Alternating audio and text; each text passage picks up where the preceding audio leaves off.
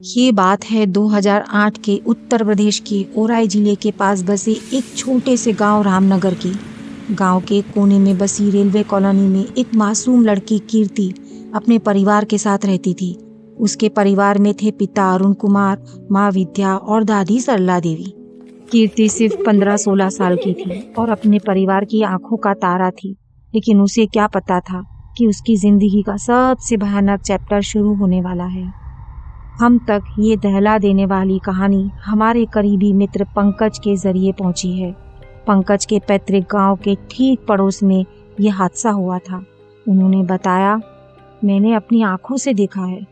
वो लड़की इंसान कम, साया ज्यादा लगने लगी थी। पंकज के कहने पर इस कहानी में हमने असली नामों की जगह बदले हुए नामों का इस्तेमाल किया है। दोस्तों, अगर आप कमजोर दिल के हैं तो मेरी सलाह है आप यहीं रुक जाइए, क्योंकि आगे जो होने वाला है वो आपकी सोच से परे है और शायद आपकी रातों की नींद भी छीन ले। कीर्ति एक होशियार और शांत स्वभाव की लड़की थी। गांव के सरकारी स्कूल में वो 10वीं कक्षा की छात्रा थी और पढ़ाई में इतनी तेज थी कि गांव के मास्टर साहब भी उसे मिसाल के तौर पर दूसरों को बताते थे। लेकिन किस्मत को कुछ और ही मंजूर था। एक सुबह लगभग 5 बजे कीर्ति के पिता अरुण कुमार की नींद एक अजीब सी आहट से टूटी। बाथरूम की ओर जाते वक्त उन्होंने देखा कीर्ति जमीन पर बेहोश पड़ी है। डर और घबराहट में उन्होंने तुरंत गांव के डॉक्टर को बुलवाया। डॉक्टर ने नब्ज देखी, आंखें टॉर्च से चेक की और फिर सिर हिलाते हुए बोला, कुछ खास नहीं है, वीकनेस होगी, कुछ दिन बेड रेस्ट करवाइए। पर डॉक्टर क्या जानता था, ये तो शुरुआत थी। कीर्ति के बोर्ड एग्जाम करीब आ रहे थे और कीर्ति रात को 2-2 बजे तक अपने कमरे में पढ़ाई करती थी। उन्हीं दिनों एक रात कीर्ति ने अपने कमरे की खिड़की के बाहर रेलवे ट्रैक पर एक औरत को चलते देखा। उस औरत के हाथ में 1 से 2 महीने का बच्चा था। कीर्ति को पहले लगा कोई नॉर्मल औरत है, लेकिन वो औरत उसे हर रात दिखने लगी।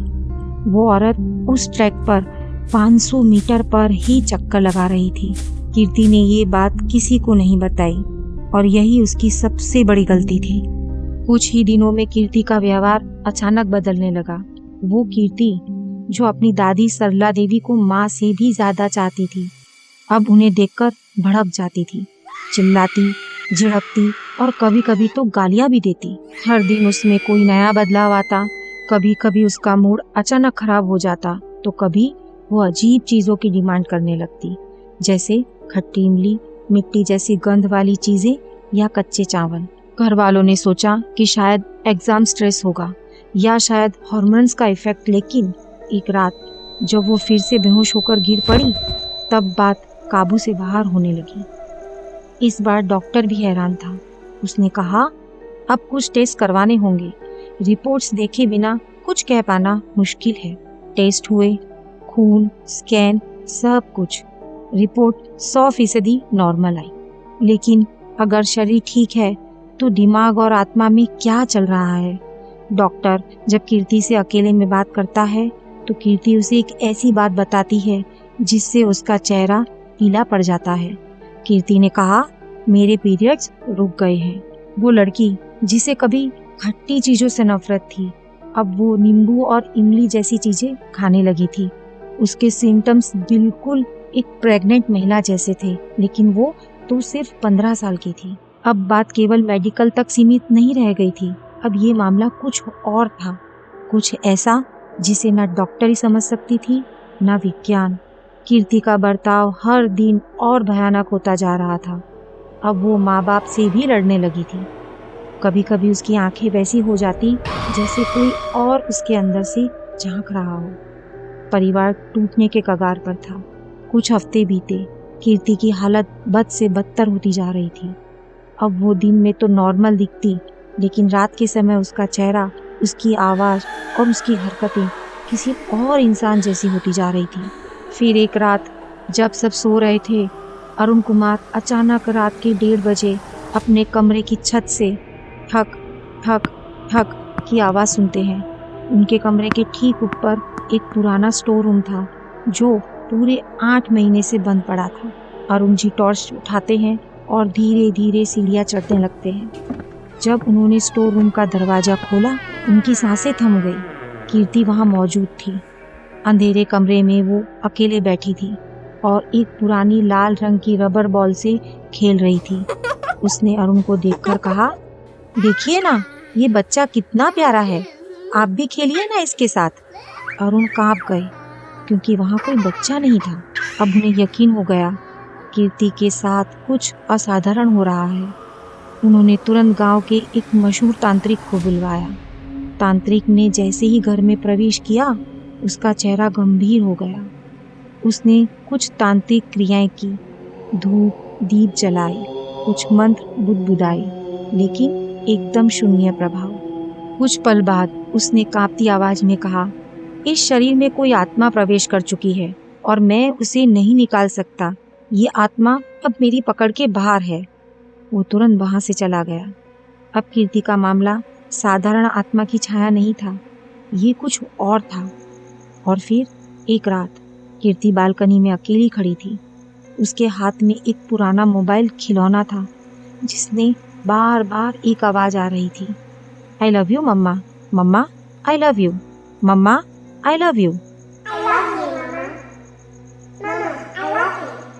उस खिलौने की आवाज किसी भी सामान्य इंसान को कपा सकती थी। ये वही खिलौना था जो उसने स्टोर रूम में रखे एक पुराने लोहे के बक्से से निकाला था। जब अरुण, विद्या और सरला देवी कमरे में पहुंचे, उन्होंने देखा कीर्ति एक शैतानी सी मुस्कान के साथ दीवार की तरफ मुंह करके खड़ी थी और उसकी आवाज को बार बार सुन रही थी। अब अरुण के दिमाग की परतें खुलने लगी। उसे याद आया कि ये खिलौना कभी उसकी पहली पत्नी मीना को बेहद पसंद था और यही वो वक्त था जहां सब कुछ जुड़ने लगा। कीर्ति के अजीब बर्ताव, वो खिलौना, वो मोबाइल और उसकी आंखों में गहराता अंधेरा अब किसी बुरे सपने से कम नहीं था। अरुण को अब अपनी पुरानी जिंदगी का एक भूला हुआ हिस्सा याद आया। अरुण ने जो अब तक छुपा रखा था, उसे आखिरकार सामने लाना पड़ा। उसने अपने गुरु के सामने फूट फूट कर कबूल किया। असल में अरुण की पहले भी एक शादी हो चुकी थी। उसकी पहली पत्नी का नाम था मीना। मीना और अरुण का रिश्ता बहुत अच्छा चल रहा था और मीना गर्भवती थी। दोनों ने मिलकर बच्चे के लिए एक छोटा बेबी शावर प्रोग्राम रखा था। उसी दौरान कई गिफ्ट्स आए और उन गिफ्ट्स में से ही एक था वही खिलौने वाला मोबाइल, जिसकी आवाज मीना को बहुत प्यारी लगती थी। लेकिन एक दिन मीना और सरला देवी यानी अरुण की माँ के बीच बहुत बड़ा झगड़ा हो गया। झगड़ा इतना भयानक था कि मीना ने गर्भ में अपने बच्चे के साथ ट्रेन के सामने कूदकर जान दे दी। अरुण ने ये बात कभी किसी को नहीं बताई थी, पर अब उस आत्मा ने वापसी की थी। अरुण ने काशी से उनके परिचित किसी खास गुरु को बुलाया था। उन्होंने पूरे घर का निरीक्षण करने के बाद जो बात कही, वो रोंगटे खड़े कर देने वाली थी। उन्होंने कहा, कीर्ति के शरीर में कोई और नहीं बल्कि मीना ही वापस आई है और वो इस घर से मुक्ति नहीं चाहती। उसकी आत्मा बदले के लिए जली जा रही है। उसे सिर्फ एक ही इंसान चाहिए, कीर्ति। अब तक कीर्ति की हालत इतनी बिगड़ चुकी थी कि उसकी आवाज भी बदल चुकी थी। वो मीना की आवाज में बोलने लगी थी और हर बार जब उसकी आंखें सफेद पड़ती थी तो वो बस एक ही बात दोहराती, तुमने मेरे बच्चे को छीना, अब मैं तुम्हारी पोती को ले जाऊंगी। तुमने मेरे बच्चे को छीना, अब मैं तुम्हारी पोती को ले जाऊंगी। वैसे ही जैसे अमावस्या की रात को अंधेरा सब कुछ निकल जाता है। अमावस्या आ चुकी थी। रात के करीब 3 बजे अरुण पानी पीने उठा तो देखा घर का दरवाजा खुला हुआ था। वो बाहर दौड़ा और उसने देखा कि कीर्ति अपने हाथ में एक गुड़िया पकड़े रेलवे ट्रैक की तरफ जा रही थी, बिल्कुल उसी तरह जैसे कभी मीना गई थी। अरुण ने पूरी ताकत से दौड़ लगाई और ट्रेन के आने से ठीक पहले कीर्ति को खींच लिया। पर जब वो पलटा और घर की तरफ देखा तो विद्या जोर जोर से रो रही थी। वो कीर्ति को अपनी गोद में लिए बैठी थी। जिसे अरुण ने बचाया था वो कीर्ति नहीं थी, वो महज एक छलावा और एक भ्रम था। असलियत ये थी कि कीर्ति की आत्मा उसी रात अमावस में डूब चुकी थी मीना ने अपना बदला ले लिया था।